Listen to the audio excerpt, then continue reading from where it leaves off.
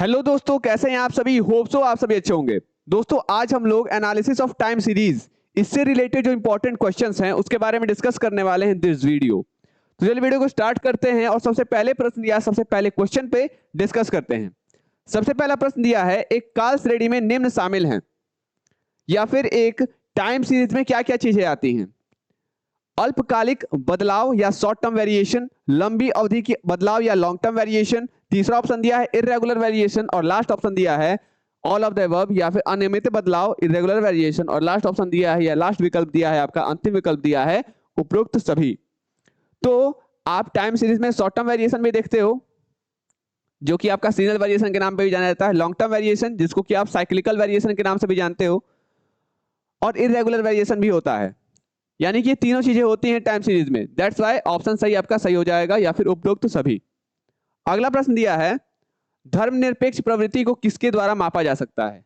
यानी कि secular trend को हम लोग किससे मेजर कर सकते हैं। क्या हम लोग इसे मेजर कर सकते हैं? 2 तरीकों से, 3 तरीकों से, 4 तरीकों से। तो इसके टोटल 4 तरीके होते हैं धर्मनिरपेक्ष प्रवृत्ति को मापने के, या 4 तरीके। धर्मनिरपेक्ष प्रवृत्ति को अर्ध औसत विधि द्वारा मापा जा सकता है। कब मापा जा सकता है? जब टाइम सीरीज बेस्ड हो ईयरली वैल्यूज पर, या जब वार्षिक मूल्य आधारित हो काल श्रेणी पर, या तब जब प्रवृत्ति रैखिक हो, या फिर जब ट्रेंड लीनियर हो। काल श्रेणी में मूल्यों की संख्या भी होती है जब टाइम सीरीज कंसिस्ट करे इवन नंबर ऑफ वैल्यूज, या फिर तब जब या फिर इनमें से कोई नहीं, या नन ऑफ दिस। तो सेकुलर ट्रेंड मेजर किया जाता है किस मेथड से? सेमी एवरेज के। जब ट्रेंड क्या हो? ट्रेंड क्या हो आपका? लीनियर हो। क्या हो? लीनियर हो, या फिर जब प्रवृत्ति आपकी रैखिक हो। अगला प्रश्न दिया है, चौथा प्रश्न, काल श्रेणी में मौसमी बदलाव किस अवधि के भीतर हो सकते हैं, या फिर सीजनल वेरिएशन किस अवधि के भीतर होते हैं। तो सीजनल वेरिएशन आपके किस अवधि के भीतर होते हैं? तो ये 3 साल के अंदर अंदर होते हैं। ठीक है, ओके, एक मिनट। सीजनल वेरिएशन दिया है ना,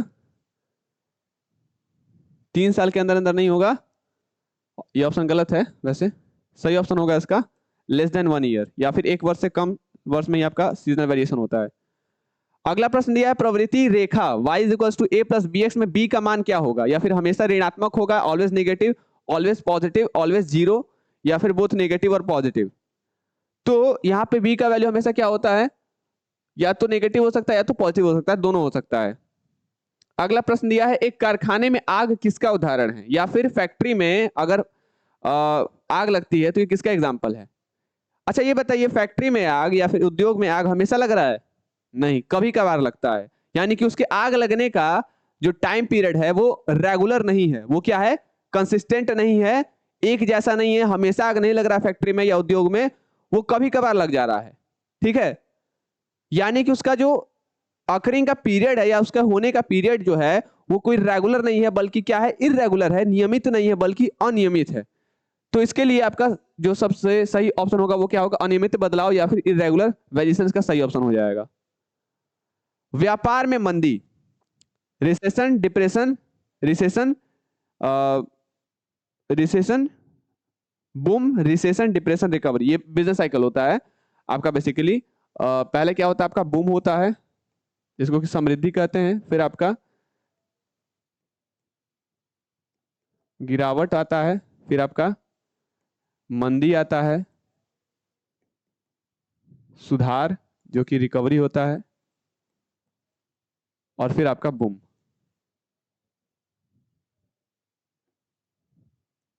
ठीक है, तो इसमें देखिए रिकवरी जो है, डिप्रेशन जो है दिया है। तो क्या ये डिप्रेशन सबके लिए है? जब बिजनेस साइकिल है तो सारे बिजनेस के लिए होगा, तो सारे बिजनेस के लिए जब होगा तो डिप्रेशन बिजनेस में क्या है? ये क्या सीजनल है, क्या रेगुलर है, साइक्लिकल है, क्या है? तो ये आपका बेसिकली क्या है?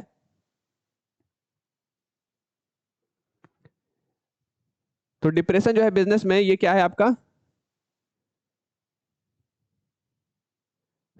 सीजनल है, सॉरी साइक्लिकल है ना, क्योंकि ये बिजनेस साइकिल है, तो ये क्या है आपका? साइक्लिकल है या चक्रीय है।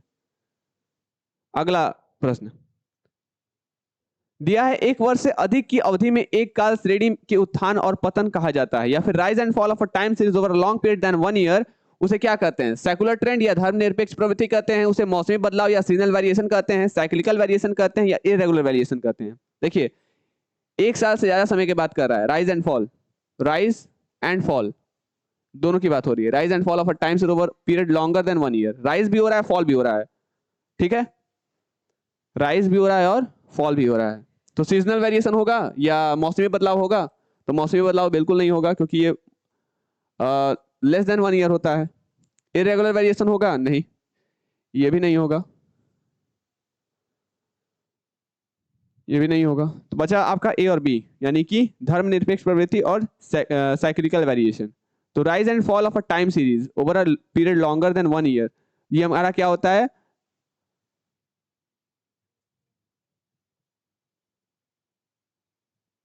ये आपका होता है साइक्लिकल वेरिएशन या फिर चक्रीय विभिन्नता। अर्ध औसत विधि में यदि मानों की संख्या विषम है तो हम क्या कहते हैं इसे? क्या हम इसे पहला मूल्य, अंतिम मूल्य, अच्छा ओवर लॉन्ग, अच्छा राइज एंड फॉल दोनों हो रहा है ना, एक मिनट, शायद इसका सही है, सही है। हाँ, अगला प्रश्न दिया है, अर्ध औसत विधि में यदि मानों की संख्या विषम है तो हम क्या कहते हैं? यानी कि अगर सेमी एवरेज मेथड में अगर नंबर ऑफ वैल्यूज ऑड है तो हम उसको कैसे निकालेंगे? तो ऑब्वियस सी बात है, मिडिल वैल्यूज का निकालेंगे, ठीक है। सेमी एवरेज मेथड में हम लोग नंबर ऑफ वैल्यूज कैसे निकालते हैं? तो मिडिल वैल्यू से।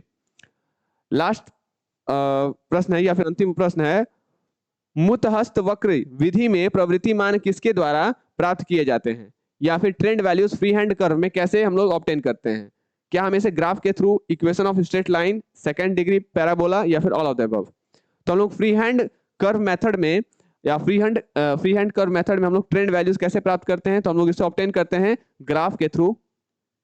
किसके थ्रू? ग्राफ के थ्रू, ठीक है। यानी कि ऑप्शन 20 का सही ऑप्शन हो जाएगा। तो होप ये सारी बातें आपको समझ में आ गई होंगी regarding this MCQ, regarding this chapter. So अगर किसी भी टॉपिक में बिजनेस स्टैटिस्टिक्स से कोई भी क्वेरी हो, कोई भी क्वेश्चन हो, कोई भी कॉन्सेप्ट से रिलेटेड प्रॉब्लम हो, आप हमसे पूछ सकते हैं हमारे कमेंट बॉक्स में, और साथ ही साथ हमसे संपर्क भी कर सकते हैं हमारे दिए गए नंबर पर। So till then stay tuned with commerce nation, and तब तक के लिए आप सभी को धन्यवाद।